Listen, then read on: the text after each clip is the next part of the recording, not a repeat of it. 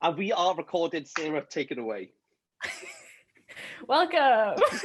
Yay! Yay! We're finally meeting face to face for the this first is time. a very exciting day. First time. This is the highlight of my Thursday. Same. Thank you. I'm glad. I was supposed to be in Scotland this week, actually. So it's fitting that I'm at least. Oh, right. I can pretend a little bit that I'm somewhere else, somewhere in the east. Well, Scotland will probably look at like this at the current time, which is 10:30 at night. So if you just close your eyes, you're technically there. Basically there. I had some scotch last night to mourn the loss of my trip. Well, the trip is not going to be as exciting as this. Oh, this is going to be, thank goodness I couldn't go because this is going to be much better. Does Scotland even have Wi-Fi? I don't think they do. So we are going to talk about the long list journey, really. And what a journey it's been. What a journey. What a wild journey Book of 2020 has been for me, I'll tell you that. But I'm kind of keen because you came across the prize due to my channel, if I'm right. Yes. I had vaguely heard of it before, but I didn't really pay any attention to it. And then, and then actually I remember I was watching your stream where it was right before the long list was supposed to come out, and you were just really pumped about the long list coming out. And right beforehand, you were like, "You're gonna film or you're gonna record yourself reacting to the long list, right?" I was like, "Okay, I guess I can." I watched your stream, and I was still like, "I don't know," and you were so pumped up about it that I was like, "You know what? Yeah, sure."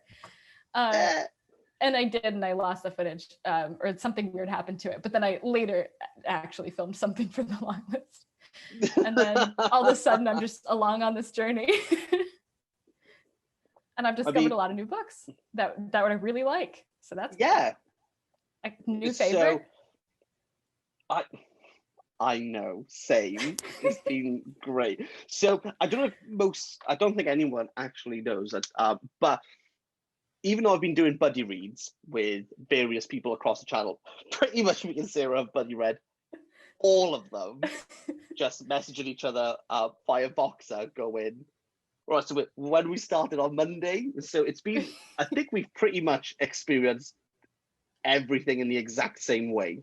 I don't think we've really, have we disagreed on a book? A few books. The Mirror and the Light. I'll get there eventually. I will happily. I think maybe we should start here because I believe that the first book, apart from Such a Fun Age, which you read before the long list was announced, you started Wolf Hall. Yeah. And I think we should, in some way, talk about your horrendous time with Wolf Hall. Because I heard everything. Yeah. Why are there so many Thomases? Do you not have any other names in Britain? Seriously. No, apparently not. Also, everybody has 12 different things they're called. It's they're called by their title, which I can hardly remember anyways because I don't understand the whole makeup of a monarchy. All I know is king, queen, got it. And then there's just everybody else. In this book, they don't just call them everybody else. They have titles, and as they do in real life, not just this book. I couldn't remember who had what title, and it would just refer to them as their title, and I'm like, I can't. Please remind me who that is. And then also a quick backstory because I forgot. And it was tough. It was tough to keep up with. But there were times when I was really into it. I was really loving it. Yeah. The certain scenes were very comical. And so it was like a roller coaster reading Wolf Hall for sure. I really like Wolf Hall, but I do feel it's just kind of like watching old people just like gossip all day. And they're like, I can't believe Shrappy went to France this week. And they're like, what? Tell me about that. The king's not going to be happy with that, is he? I love it. But I remember you finished it and you're like, I need a break. And I probably just moaned at you for 2 days being like, you need to bring up the bodies. Like, you need to, like, you just got to, like, live this world right now. Have you finished Bring Up the Bodies? Well, nearly. Like, but probably didn't stay in the world like I should have.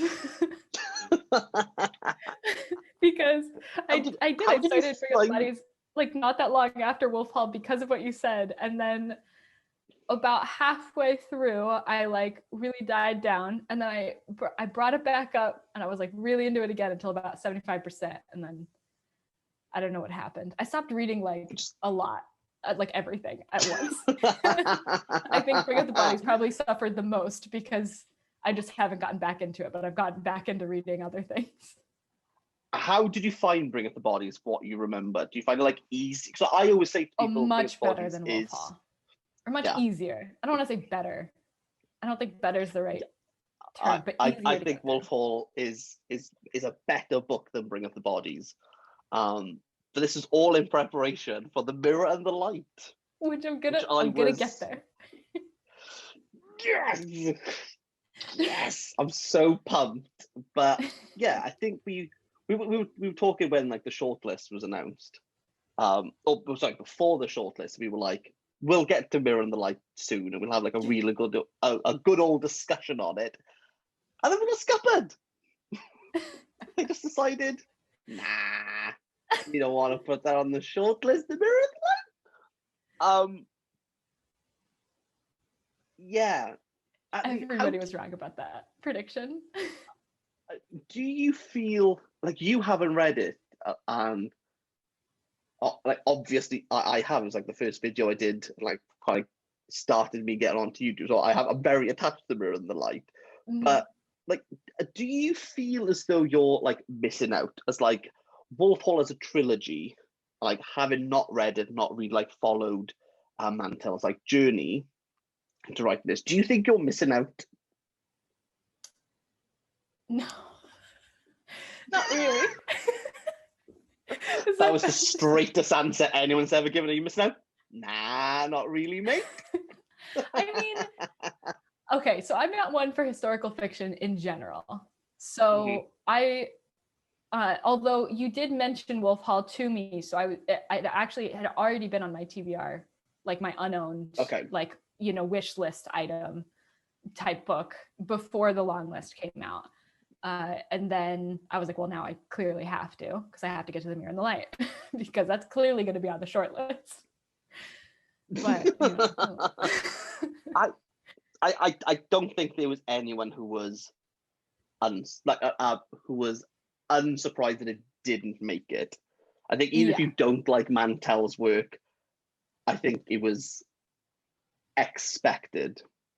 Yeah, like every prediction video I saw was like, well, Mirror and the Light has to make it, so that's easy. Just one right there. I suppose kind of like tangenting off that in regards to like unexpected. I know when we were speaking, you said that you don't read like a lot of literary fiction. What was like your like expectation of, say, the Booker books, and also reading 13 literary fictions like one after another? We say 13, but we did you did The Mirror of the Light and the Tsitsi Dangarembga trilogy as well. So we've done more than the 13. We've done a lot more.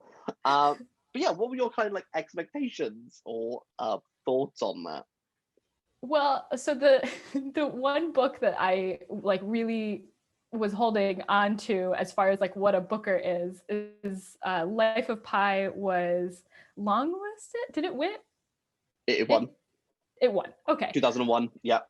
I love Life of Pi. And I didn't realize until I think I was like picking it up for some like video tag that had like a favorite or something. And I saw on the back that it was like won the Man Booker. And I was like, wait, what? That's the award that Kieran's always going on about. And so that was the one like image I had. And since then I've like looked at what other books have shown up on long lists and stuff. And to be fair, I haven't read very many of them just because. Yeah. But a few, and they tend to be books that I like. So I had high-ish expectations, but I was really worried that it was going to be full of like really pretentious books.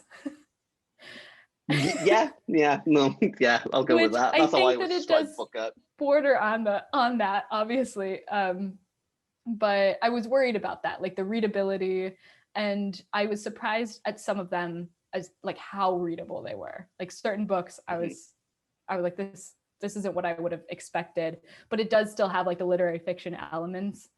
But I guess like Life of Pi is the same to me. Like that's a very readable book, I would say, but it does have like a lot else going on.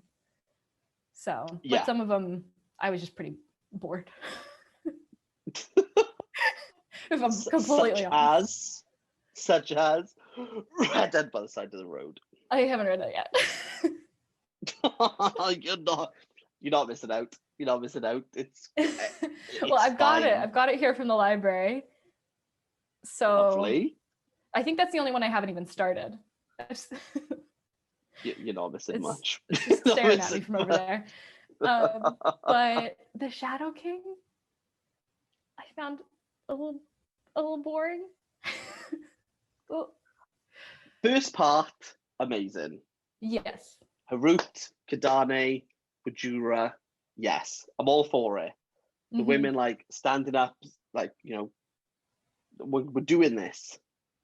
Well done. Well done. Haile Selassie like leaves. It's like, I'm interested. And then we have photographs. And I'm like, I don't want them. Like, I don't want them. And then it just became this like really boring book about a man who takes photographs. I mean, it's a bit more than that. But and then the end, I've given the book away already, but when they go, we were all the Shadow King. And I was like, no one person was the Shadow King. If we'd be like really pedantic, stop. I was like, we are the Shadow King. I was like, stop. Why are you whipping me with this information? I don't need it. Yeah, it was, I think that was the most annoying part, was that I felt like I was being just spoon-fed everything. And I like to like look for things a little bit. I remember being so proud at the beginning where I was like, I think I know where the title came from. And you messaged me that. Before there was a and then I keep reading, and then I'm like, oh, okay, like literal Shadow King, got it. Then it's like, oh, we're all the Shadow King, and I'm like, okay, all right. You know what? Thanks for that. Stop. I feel like an idiot. But like if someone were to write out the plot points of that book and just like a page of just going through, I would have been like, I would have been marketing gold. I would have thought like, man, this has got to be an amazing book. But execution, I was pretty bored. There was that one, and then probably the most controversial of this year is how much of these hills is gold, which one day I will finish. Wait, you have not finished it? Oh my god! So there's me being like, oh, I don't really like it. I'm gonna slate it in a review. You know, you the damn thing. Oh yeah, I think I'm more behind. You've kept that quiet. Okay. Let's go over the books I'm having a hard time with. Yeah, let's move past how much of these hills is gold. Yeah, I was dazzlingly callous in that review. I'm having a hard time with how much of these hills is gold. And then, you know, haven't done Mirror in the Light, haven't done Redhead. I'm in the middle of both a Paragon and Who They Was. How are you finding Who? Are you reading it? I'm or loving you audiobooking? I'm reading. I do kind of want to listen to the audiobook because I've heard good things, but I can't find a way to get it in the US. So how are you finding the slang? I'm actually fine with it. I expected to have a harder time with it, but it's been pretty easy. I Yeah, definitely I was a like bit hear an accent in my panicked. head though, which I love. Yeah, Krauze's voice. There's like the first chapter up on YouTube, where he Yes. like reads the entire chat, and it's I listened to that. great. It's great. But I was a bit panicked, so I'd listened to the audio before my book arrived because I think they released it like the day before the book was published, Mm-hmm. and I was a little bit panicked that I would be like a little bit out of my depth with some of the slang. And I will say there were a few words that really got to me because I could not place like what exactly it was. But yeah, really great book. Like Yeah, really, I'm and it kind loving of that one. I think it took me in a direction I wasn't expecting it to go. But I won't talk Yeah, about and the like what tone, the happens. voice in it, it's really good. Yeah, if you're halfway, I don't think you've got. But, like I sobbed, like in like I think it's like towards the end, like Oh boy. actually like just sobbed. I was like, oh my heart. And I think going into the book, if you read the first chapter, don't watch face. Like, there's no chance you would expect to be like, that's gonna make a grown man cry this book. Like, yeah, like actual like tears. It was just like really heartbreaking. Um, Oh. but I'll laugh if you just went. So what was the bit that you cried at? And I'm like, it was I really enjoyed it. But yeah, who they was, I was really disappointed that didn't get shortlisted. Yeah, that was on my yeah. predictions, and I hadn't even started it yet. I had just read a little bit of the beginning, and then the synopsis is just like amazingly written. Yeah, I bitterly disappointed about that. But yeah, overall, I quite like the shortlist. Though I'm not like from a subjective view, have I like liked them? No, but I can appreciate like what they're doing in the Mm-hmm. shortlist. And a lot of conversations I've had is where people go, I don't like the book, but I can appreciate what it's doing. Yeah. Are there any of the books that you're like, I like I know why it's here, but I'm just like not on board with it? Is there any even like on the long list for the same as well? Well, on the long list. Such a fun age. I don't think that should be there.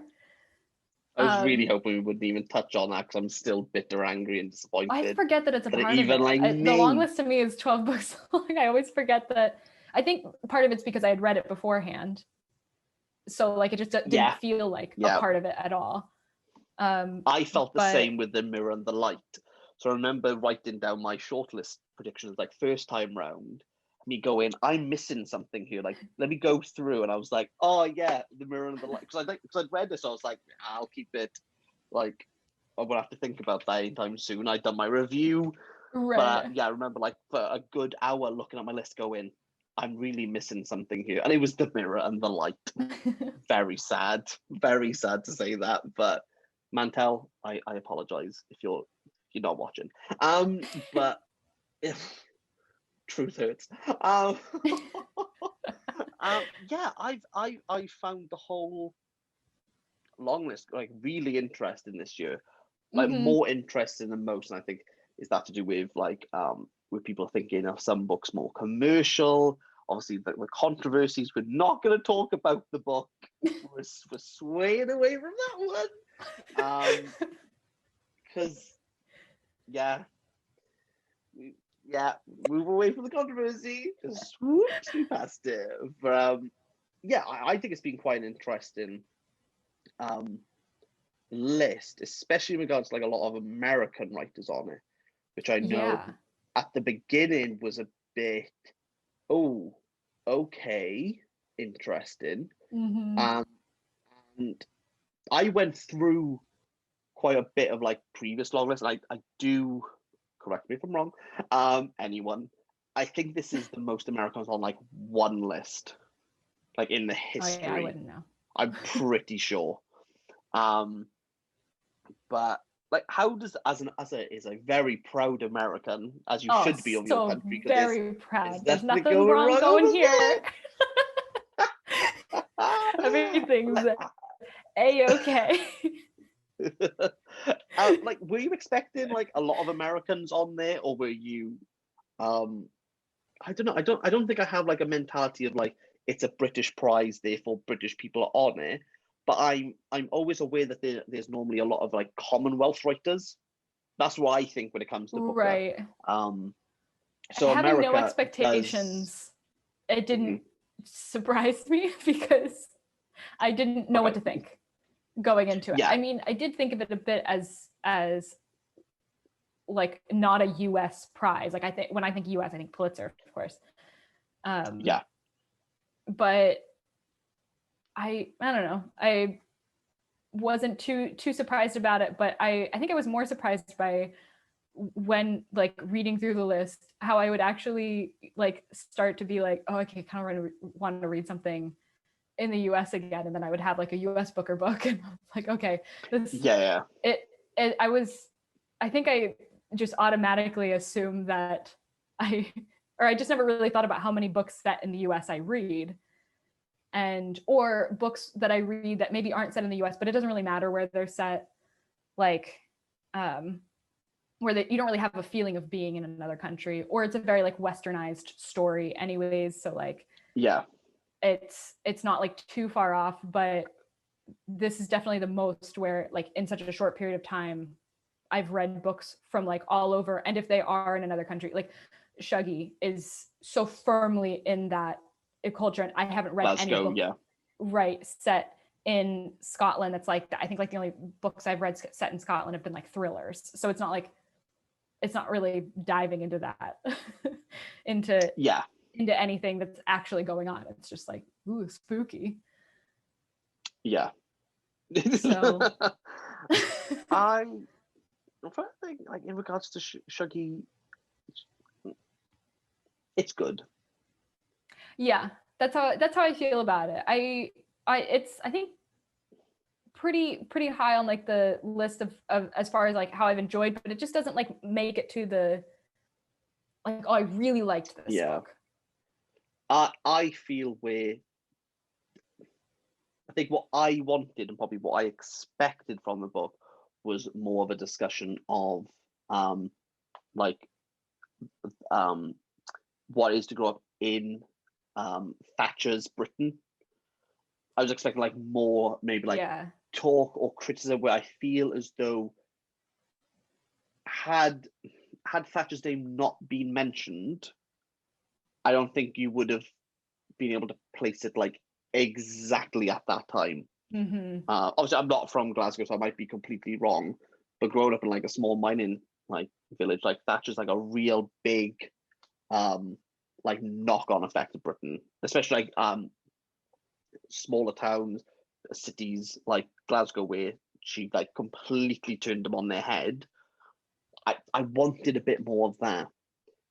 How he would have done it, I don't know, because it's very much like a character study than anything else in regards to Agnes. It's just a good book. Yeah, I'd I'm agree. not going to knock it. Yeah, but I don't think if someone said to me, what's like the best Scottish book you've ever read, Shuggie Bain's not going to be up there for me, like at all.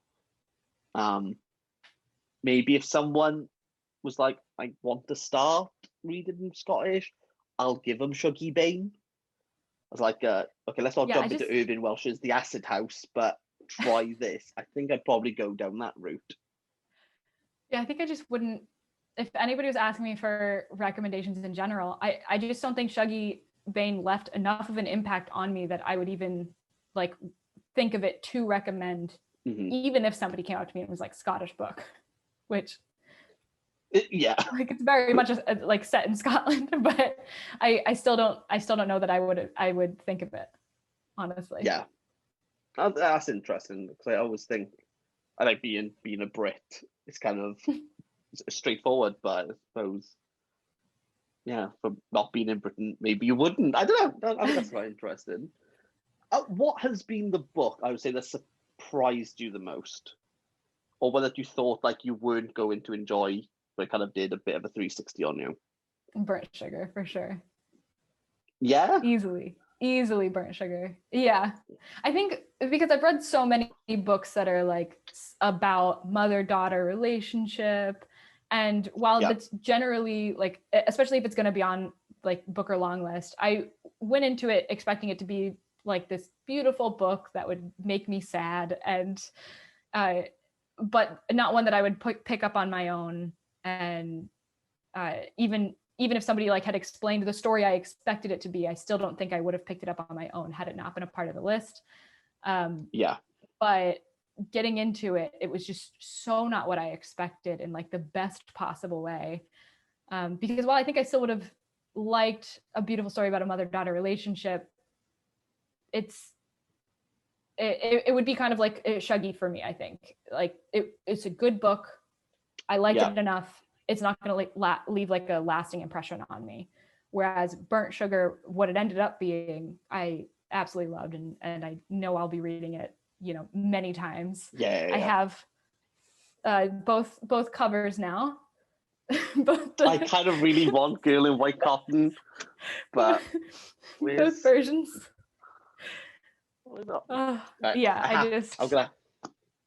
And it's funny because I haven't like actually read either of like these copies because I had to read it digitally.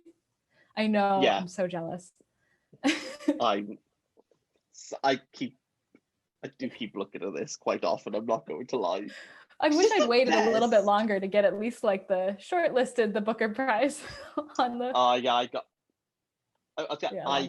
like Avni Doshi sent me this book and signed it, but she couldn't even be bothered to wait.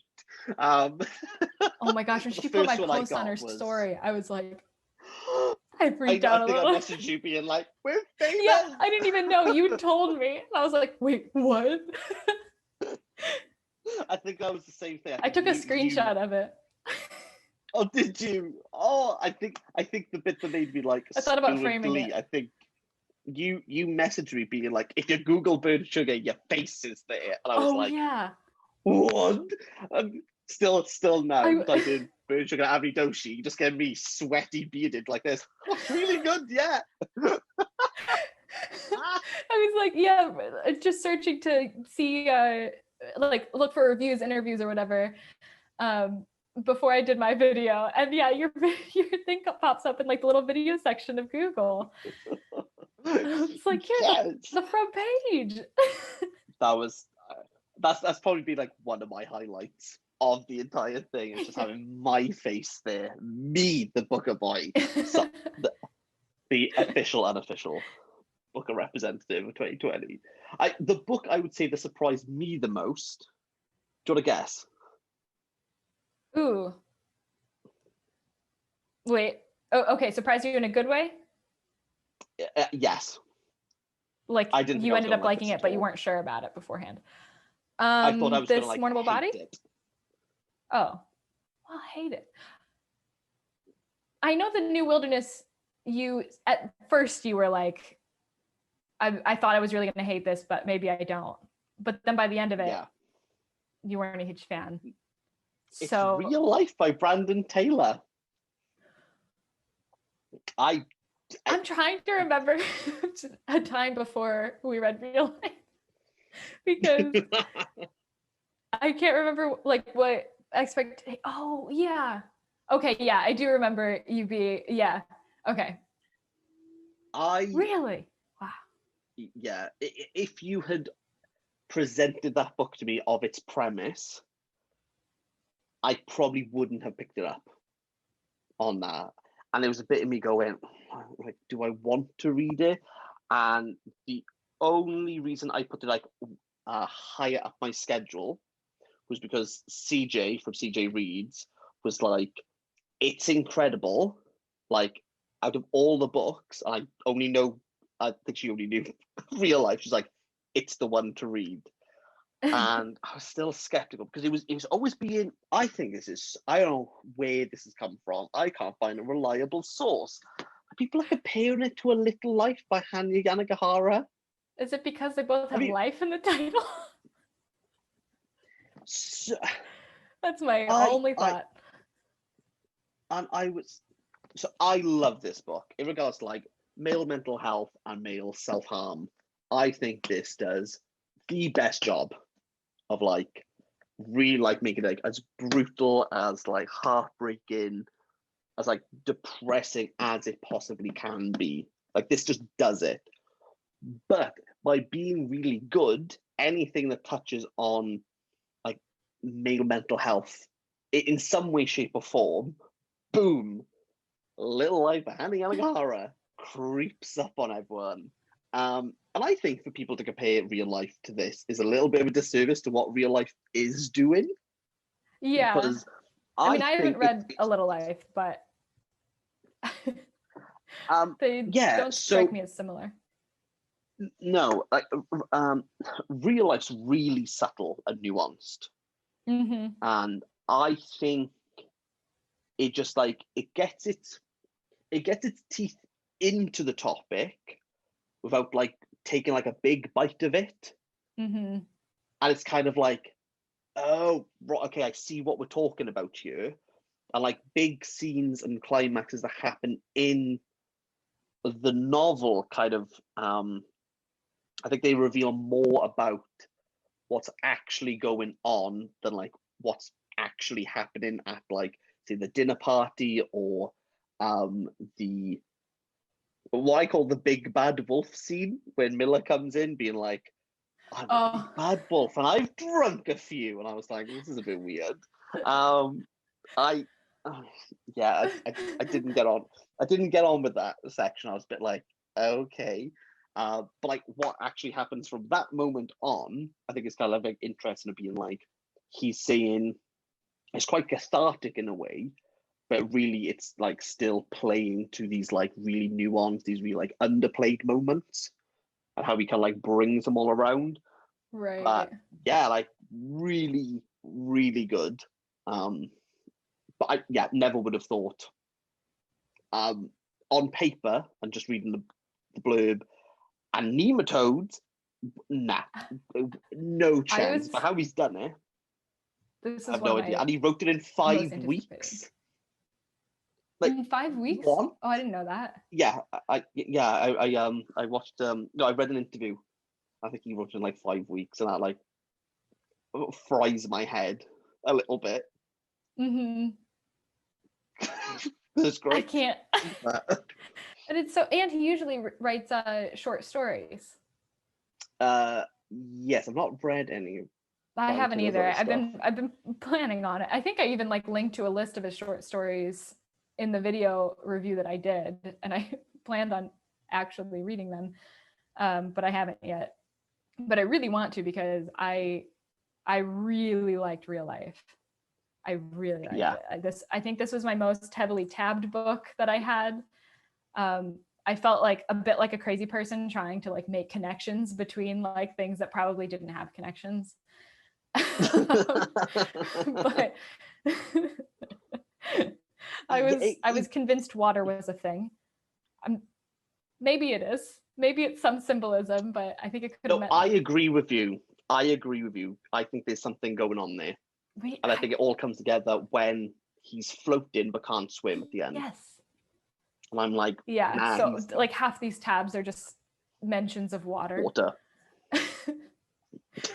But overall, I think like it's so like isolating of a book. Like it makes you feel isolated like Wallace, but in the most interesting way, because it's like around people still, and I don't know, I think everybody has felt the way that Wallace feels throughout the book, and he did just such a good job of writing that.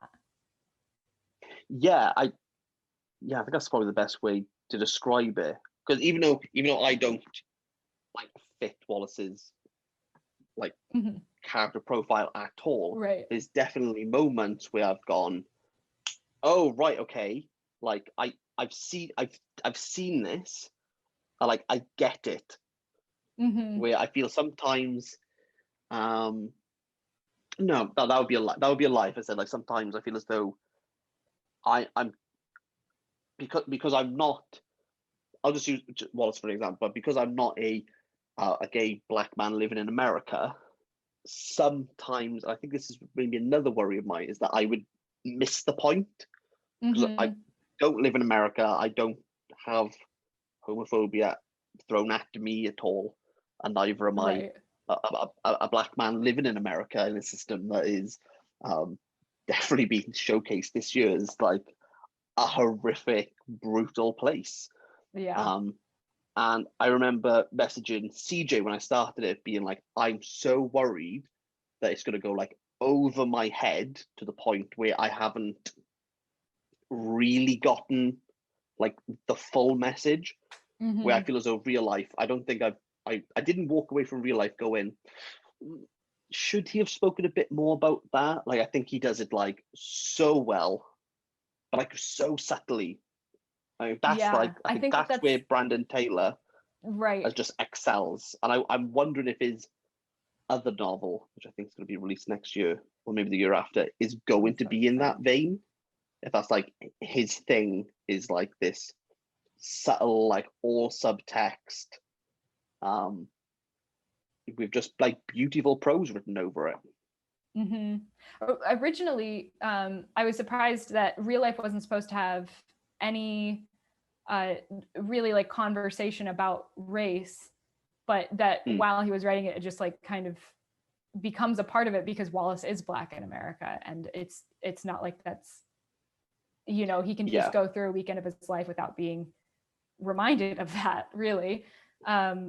But yeah, the dinner scene I think is just so good in its subtlety.